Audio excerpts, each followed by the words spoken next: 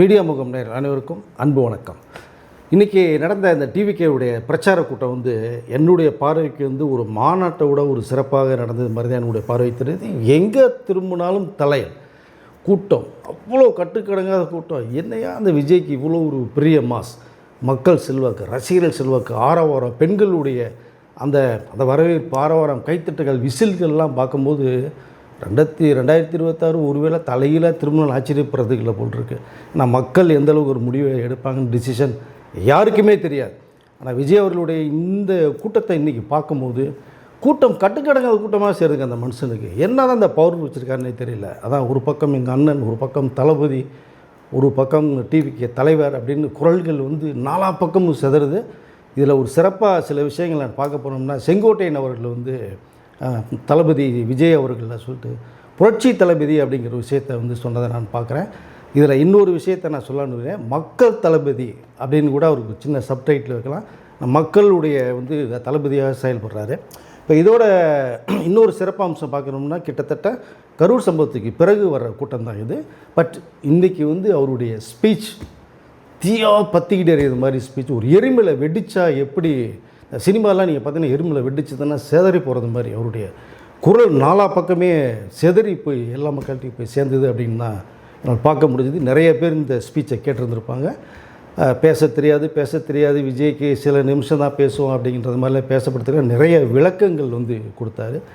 ரெண்டு பேர் தான் அவருடைய பார்வை தெரியுது. ஒன்று டிவிக்கே, ஒன்று டிஎம்கே மட்டும்தான். எந்த கட்சியுமே ஒரு லிஸ்ட்டில் எடுத்துக்கல. பட் ஏன்னா அவர் பேசுகிற டைலாக் தான், நான் ஒரு தடவை முடிவு பண்ணிட்டேன், என் பேச்சை நானே கேட்க மாட்டேங்கிறது மாதிரி அவருடைய இந்த குரல் அந்த ஸ்பீச் இதெல்லாம் திருக்கி விட்டது.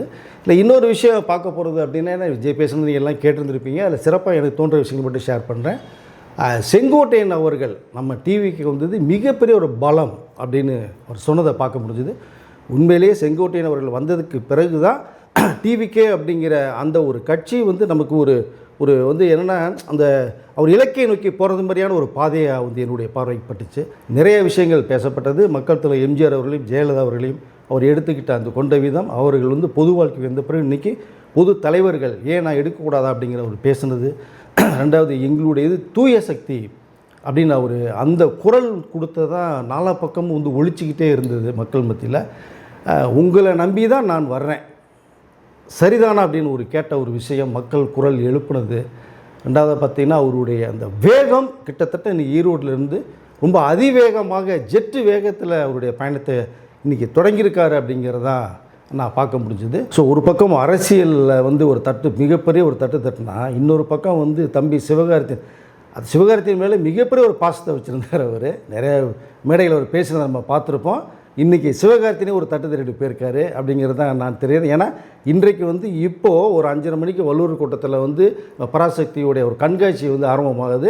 அதில் சிவகார்த்திகேயனுடைய தலைமையில் அவர் தான் இனகரேட்டர் அதை பண்ணுறாரு. ஸோ அந்த ஒரு விஷயத்தை இதில் மக்கள் பிரச்சனையோட தட்டி சிவகார்த்திகேயன் தடுத்துட்டு போயிட்டார். காரணம், துப்பாக்கி கொடுத்தவங்ககிட்டயே துப்பாக்கியை திருப்பிட்டியே தம்பி அப்படிங்கிற மாதிரியான ஒரு பார்வை தான் எனக்கு தெரிஞ்சது. இதை ஏன்னா கோட் படத்தில் அந்த ஒரு சீன் தேவையே இல்லாத ஒரு சீனை வெங்கட் பிரபு சொன்னோன்னு விஜய் அக்செப்ட் பண்ணிக்கிட்டாரு. தம்பி வரணுங்கிற ஒரே நோக்கத்தோடு அப்படிங்கிற விஷயம் படப்பிடிப்பு இல்லாத சமயத்தில் விஜய் பேசப்பட்டது எனக்கு தெரியும் எனக்கு. பட் அந்த சிவத்தை அந்த சீனை கொடுக்கப்பட்டு அவர் வளரணுங்கிற ஒரே நோக்கத்தோடு பண்ண ஒரு விஷயம். ஆனால் இங்கே எப்படி எடுத்துக்கிறாங்கன்னா, மற்றவர்களுடைய பார்வைக்கு எல்லாம் சிவகார்த்திகேயன் விஜய் பக்கம் திரும்பிட்டார் அப்படிங்கிற ஒரு பார்வை இருந்தாலும், விஜய்க்கு கிட்டத்தட்ட அதுதான் இப்போது மைண்டில் தோணிருக்கு. அதை தான் உலர் கூட்டம் பெருசாக, உலர் கூட்டத்தில் பண்ணுற கண்காட்சி பெருசாக அப்படிங்கிற மாதிரி இந்த ஸ்பீச்சில் ஹைலைட்டாக எடுத்துகிட்டு போனதை நான் பார்க்குறேன். ஏன்னா இப்போ ஜனவரி 9 ஜனநாயகன் படம் ரிலீஸ் ஆகுது. அன்றைக்கு தான் பராசக்தி படமும் 9 ரிலீஸ் அப்படிங்கிற அளவுக்கு தான் ஒரு விவாதம் போயிட்டு கிட்டத்தட்ட கன்ஃபார்ம் ஆகி விஜய் கூட மோதிடலாம், மோதினா தான் ஒரு நமக்குன்ற இந்த ஒரு வெற்றியை இன்னும் மேலே தக்க வச்சுக்கலாங்கிற ஒரு எண்ணம் உருவானது. பட் அதற்கு பிறகு சில இடையூறுகள், சில பேர் பேசுனது, அதெல்லாம் சிவகார்த்திகேயன் கேட்டுட்டு தான் திரும்பி 9 வேண்டாம், 14 ரிலீஸ் பண்ணிக்கலாம், என்னுடைய அண்ணன் தான் விஜய் அப்படிங்கிற அளவுக்குலாம் ஒரு பேசப்பட்டு இப்போ ஜனநாயகன் 9 ரிலீஸ் ஆகுது, பராசக்தி 14 ரிலீஸ் ஆகுது. விஜய் அவர்கள் சாதாரணமாக எந்த நடிகர்களை பற்றியுமே அவர் பேசி நான் அது வரைக்கும் கேட்டதே இல்லை, கேள்விப்பட்டதும் இல்லை, பார்த்ததும் இல்லை. ஆனால் இதில் பர்டிகுலராக ஒரு வள்ளூர் கூட்டத்தில் நடக்கிற அந்த எக்ஸிபிஷனை பற்றி, கண்காட்சியை பற்றி பேசுனது தான் நான் இதை ஹைலைட்டாக பார்க்குறேன். காரணம் விஜயோடைய மனசு ரொம்ப புண்பட்டுருக்கிறதா தான் நான் நினைக்கிறேன். இல்லைனா இந்த விஷயத்தை பெரிய அளவில் எது இந்த கட்சியில் ஈரோட்டுடைய பிரச்சார கூட்டத்தில் கிட்டத்தட்ட ஒரு 80 நாளைக்கு பிறகு வந்து பேசுகிற இடத்துல இதை பேச வேண்டிய அவசியம் இல்லை விஜய்க்கு அவர்களுக்கு. அப்படிங்கும்போது அரசியல் எதிரி யாருங்கிறத சொல்லியிருக்காரு. அது சம்மந்தமாக தான் பேசணும்னு பார்த்தோம்னா இதில் இடையில ஒரு வார்த்தையை சொருவிட்டு போயிருக்காரு. அப்படின்னா இந்த விஷயத்தை விஜய் அவ்வளோ எந்த அளவுக்கு ஒரு மனசு காயப்பட்டிருந்தால், மனசு புண்பட்டிருந்தால், வேதனை அடைஞ்சிருந்தால் அவர் இந்த வார்த்தையை சொல்லியிருப்பார் அப்படிங்கிறத நான் ரொம்ப ஹைலைட்டாக நான் பார்க்குறேன். ஏன்னா சிவகார்த்திகேயன் வரணும் அப்படின்னு ரொம்ப ஆசைப்பட்டவர் சிவகார்த்திகேயன் இருக்கிறாங்களோ இல்லையோ, விஜய் ரொம்ப ஆசைப்பட்டதான் எனக்கு தெரியும். எனக்கு இதை ஏன்னா பர்டிகுலர் இதுக்கு முன்னாடி சொன்னது மாதிரி தான் கோட்டில் அந்த சீன் கொடுத்ததே ஒரு பெரிய விஷயம். அது சம்மந்தமே இல்லாத ஒரு சீன், அதற்காக கொடுத்தார். டைலாக் கூட கொடுத்துருப்பார். சிவகார்த்திகேயன் பேசுகிற டைலாக் வரும், அண்ணே நீங்கள் எதை நோக்கி போகிறீங்களோ நீங்கள் அதை போங்க, இங்கே உங்கள் வேலையில் நான் பார்த்துக்கிறேன் அப்படின்னு டைலாக்கும் கொடுத்துருப்பாரு. அது உண்மையிலேயே அந்த ஹீரோ எந்தளவுக்கு விஜய் உச்சத்தில் இருக்காருன்னு தெரியும். அதை இப்படி ஒரு சீனை கிரியேட் பண்ணி கொடுக்கணுன்ற அவசியம் இல்லை. அதனால தான் 9ஆம் தேதி நம்ம படத்தோடைய சிவகார்த்திகேயன் படம் மோதுதா, அந்தளவுக்கு பெரிய ஆள் ஆகிட்டாரா அப்படிங்கிற அந்த ஒரு மனவேதனை விஜய்க்கு நிறையா தோணிருக்கும்னு நான் நினைக்கிறேன். அதனால தான் இந்த இடத்துல ஒரு பிளாஸ்ட் ஆகிட்டார். ஸோ அதாவது எரிமலையாக வெடித்து நிறைய விஷயங்களை பேசினாலும் இந்த விஷயத்தை பேசுகிறத நான் அப்படி தான் பார்க்குறேன். சிவகார்த்திகேயன் அவர்களும் ஏன்னா அவர் வளர்ந்து வர ஒரு நடிகர், கிட்டத்தட்ட வளர்ந்துட்டாருன்னு கூட வச்சுக்கலாம். நம்ம விஜய்க்கான ஒரு ஸ்பேஸ் ஒன்று இருக்குது. அந்த இடத்துக்கு நீங்கள் போகிறதுக்கான முயற்சிகளை கண்டிப்பாக சிவகார்த்திகேயன் பண்ணலாம், தப்பு கிடையாது. ஒருத்தர் விட்டு போகிற இடத்துக்கு ஒருத்தர் வர்றதான் இயல்பு. நான் அன்றைக்கி எம்கேடி பியூ சின்னப்பா போனாங்க, எம்ஜிஆர் சிவாஜி வந்தாங்க, அப்புறம் ரஜினி கமல் வந்தாங்க, அதுக்கடுத்து விஜய் அஜித் தான் இருக்காங்க. ஸோ இந்த இடத்துல இப்போ அஜித் இருக்கார், விஜய் சார் அரசியலுக்கு போயிட்டார்.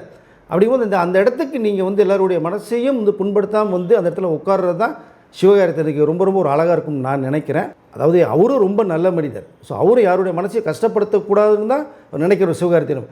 ஆனால் சூழ்நிலைகள் அவர் அந்த மாதிரி ஒரு சூழ்நிலைக்கு தள்ளப்படுறாரு. தள்ளப்படும் போது தான் இந்த இடத்துல சிவகார்த்திகேயன் ரொம்ப கேர்ஃபுல்லாக இருக்கணும். ஏன்னா அவர் நடிகர், எந்த கட்சியிலையும் இல்லாத ஒருத்தர். அப்படிங்கும்போது மற்றவர்கள் யார் என்ன சொன்னாலும், ஏன்னா அவர் ஹீரோங்கும் போது கட்சி சார்ந்தவர்கள் படம் தயாரிக்கலாம், யார் வேணாலும் படம் தயாரிக்கிறதுக்கு வரலாம். அப்படிங்கும்போது நீங்கள் நடிகராக மட்டுமே இருந்து எந்த அரசியலுடைய அந்த என்ன சொல்லணும்னா அந்த உந்துதல் அது எதுவுமே இல்லாத அளவுக்கு நீங்கள் செயல்பட்டு போகணுங்கிறது தான் இந்த நேரத்தில் விஜய் அவர்கள் பேசுகிறதுல நான் புரிஞ்சுக்கிட்டே. கண்டிப்பாக சிவகார்த்திகேயன் அவர்களும் கண்டிப்பாக புரிஞ்சிருப்பாருன்னு தான் நானும் நினைக்கிறேன். ஸோ இதற்கடுத்து அப்படியே நீங்கள் போனீங்க அப்படின்னா இப்போ அரசியலில் ஈரோட்டு மக்களை சந்தித்தது, தெரிக்க விட்டது, அடுத்து எந்தெந்த ஊர்களுக்கு போகலாங்கிறத ஒரு மாஸ்டர் பிளான் பண்ணுறது. இப்போது அவர் சொன்னது மாதிரியே செங்கோட்டையன் அவர்கள் வந்தது, அண்ணன் செங்கோட்டையன் அவர்கள் வந்தது டிவி மிகப்பெரிய பலம். இதற்கு மேற்கொண்டு நிறைய பேர் வர்றதுக்கு ரெடியாக இருக்காங்க.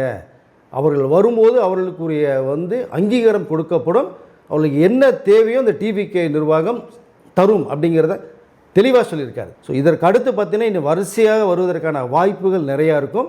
இதற்கு அடுத்து போகிற எந்த ஊருக்கு போகிறாருன்னு தெரியல. சேலம் போகிறதுக்கான வாய்ப்புகள் கூட வந்தாலும் வரலாம் மேபி. அங்கே வரும்போது இன்னும் நிறைய கொங்கு மண்டலத்தில் இருந்து அந்த கட்சியில் இணைவாங்க. அந்த தென் மாநில மதுரை மண்டலேருந்து கூட வர்றதுக்கான வாய்ப்புகள் இருக்கிற மாதிரி ஒரு தகவல் எனக்கு வருது. ஸோ மொத்தத்தில் இன்றைக்கு ஒரு பேச்சு எழுதி வச்சு படிப்பார்னாங்க. எழுதி வச்சு படிக்கட்டுமே, தப்பே இல்லையே. ஜெயலலிதா அவர்களே எழுதி வச்சு தானே படித்தாங்க. கலைஞர் அவர்கள் சில நேரங்களில் பேசும்போது இந்த நோட்ஸ் எடுத்து குறிப்பு கொடுக்குறது சண்முகநாதன் ஒரு ஐயா ஒருத்தர் இருந்தாங்க. கலைஞர் அவர்கள் உட்காந்துருக்கும் போது பின் சீட்டில் உட்காந்துருப்பார். கலைஞர் அவர்கள் திரும்பி பார்ப்பார், சொல்கிறத நோட்ஸ் எடுத்துக்குவார். சண்முகநாதன் ஐயா அவர்கள் தான் வலதுகரமாக இருந்தார் கலைஞர் அவர்களுக்கு. ஸோ இப்படி மிகப்பெரிய தலைவர்களுக்கு எல்லாருக்குமே ஒருத்தர் இருப்பாங்க. அதில் ஒன்று பெரிய இதே கிடையாது ஒன்று. ஸோ அப்படி இருக்கிறவர்கள் சில விஷயங்கள் எடுத்து சொல்லுவாங்க. அப்படித்தான் விஜய் அவர்களுக்கு நிறைய பேர் நிறைய விஷயங்களை சொல்லி அவர் பேசுகிறாருன்னா கூட இன்னொரு டைலாக் சொல்கிறாரு, நான் பேசுகிறதா சினிமா டைலாக்கு, இப்போ மற்றவர்கள் பேசுகிறது என்ன சினிமா டைலாக் தானே அப்படிங்கிற ஒரு விஷயம் சொன்னது.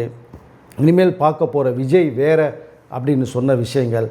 பட்டு அதாவது அது என்னுடைய பார்வைக்கு விஜய் அவர்கள் அவருடைய வேகம் ரொம்ப அதிகமாக இருக்குது அப்படின்னு தான் எனக்கு தோணுது. இந்த ரசிகர்கள் கூட்டம் தான் ஒரு மாதிரி பேச வச்சுட்டு தான் காஞ்சிபுரத்தில் பேசி அதை க்ளோஸ் பண்ணார், அந்த விஷயத்தை முற்றுப்புள்ளி வச்சார். இதில் ஒரு ரசிகர் ஏறிட்டார். முதல்ல பேசிட்டு இருந்தவருக்கு ஒரு மாதிரி டென்ஷன் ஆகிடுச்சு. அன்பை தான் சொல்கிறார், தம்பி இறங்கு முதல்ல இறங்குன்றாரு. இறங்குறது யோசிக்கிறாரு. அந்த கொஞ்சம் கோபத்தில் தம்பி இறங்கு அப்படின்னு சொல்ல அந்த பையன் இறங்கணுன்னு அப்போ தான் முத்தந்திரன்னு இறங்கணுன்னு ஒரு ஃப்ளைங் கிஸ் கொடுத்தாரு. அந்த ஃப்ளைங் கிஸுக்கு மக்கள் மத்தியில் ரசிகர் மத்தியில் என்ன ஆரவாரம் வந்ததுங்கிறது தெரிஞ்சுது. இதற்கு பிறகு அவர் இறுதியாக பேசும்போது கூட எல்லா பேரும் வந்துட்டீங்க, தயவுசெய்து பத்திரமாக வீடு போய் சேருங்க. ஏன்னா என் உயிரை விட உங்கள் உயிர் தான் எனக்கு ரொம்ப முக்கியம். உங்களுக்காக தான் நான் வந்திருக்கேன், உங்களை நம்பி தான் வந்திருக்கேன் நான் அப்படின்ற ஒரு விஷயத்தை அழுத்தமாக சொன்னதை இங்கே பார்க்க முடிஞ்சுதுங்க. மொத்தத்தில் இவருடைய அந்த பலம், அந்த ஸ்பீச்சு, அந்த தெறிக்க விட்டது, கடைசியாக ஈரோடு மக்கள் மத்தியில் ஒரு செல்ஃபி எடுத்துக்கலாமா அப்படின்னு சொல்லி எப்போயுமே ஃபோட்டோஸ் எடுப்பார். இதில் சுற்றியில் அவர் வந்து அந்த மொபைலை வச்சுட்டு வீடியோ எடுத்த விஷயங்களை நம்ம பார்க்க முடிஞ்சுது. மொத்தத்தில் இந்த ஈரோடு அந்த ஸ்பீச் எரிமலையாக வெடித்த விஜயுடைய இந்த குரலை பார்க்க முடிஞ்சுது, மக்களுடைய ஆரவாரத்தை பார்க்க முடிஞ்சுது, கூட்டத்தை பார்க்க முடிஞ்சுது. அந்த கூட்டத்தை கட்டுப்படுத்த முடியாதுங்கிறத தெளிவாக இந்த ஈரோடு மாநாட்டிலையும் விஜய் நிரூபிச்சிருக்காரு. 2026 வரக்கூடிய அந்த தேர்தல் சமயத்தில் இந்த மக்கள் விஜய்க்காக என்ன செய்ய போகிறார்கள் அப்படிங்கிறத நம்ம பொறுத்திருந்து பார்க்கணும்.